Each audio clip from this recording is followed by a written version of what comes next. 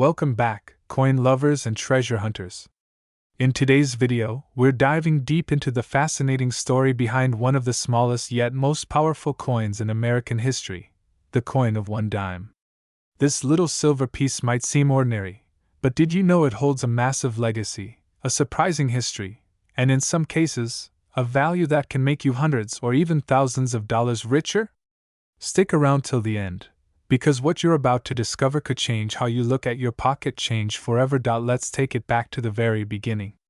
The word dime comes from the Latin word decimus, meaning 1/10.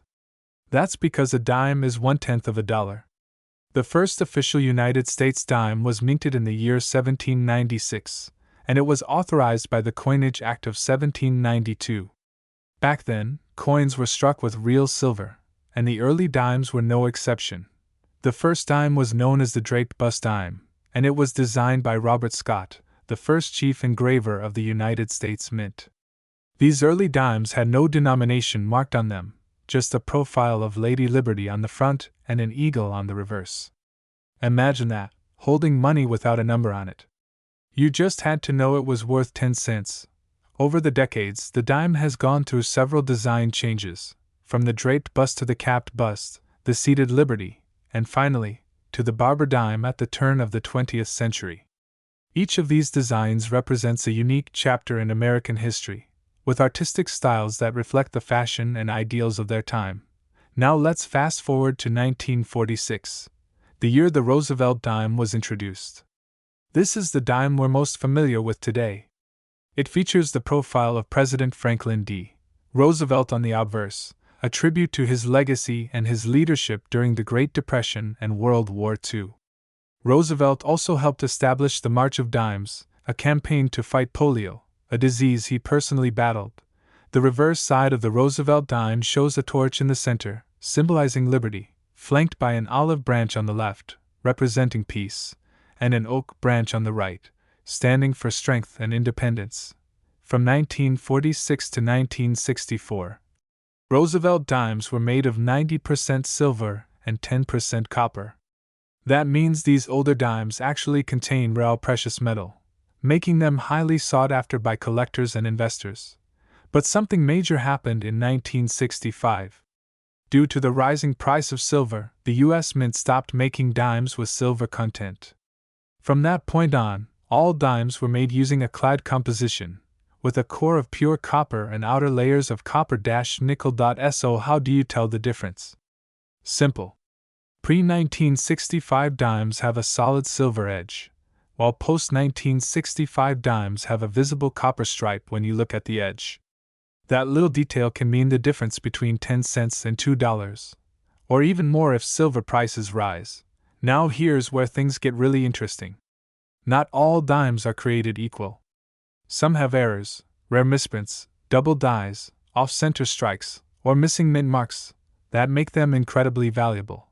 For example, the 1982 No. P. Roosevelt dime is one of the most famous error coins in U.S. history.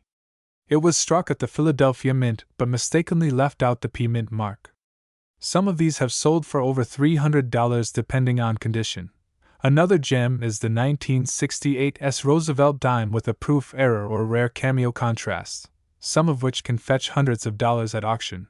Even modern-day dimes, if found in pristine mint state or with the right error, can be worth a lot. So always keep an eye out.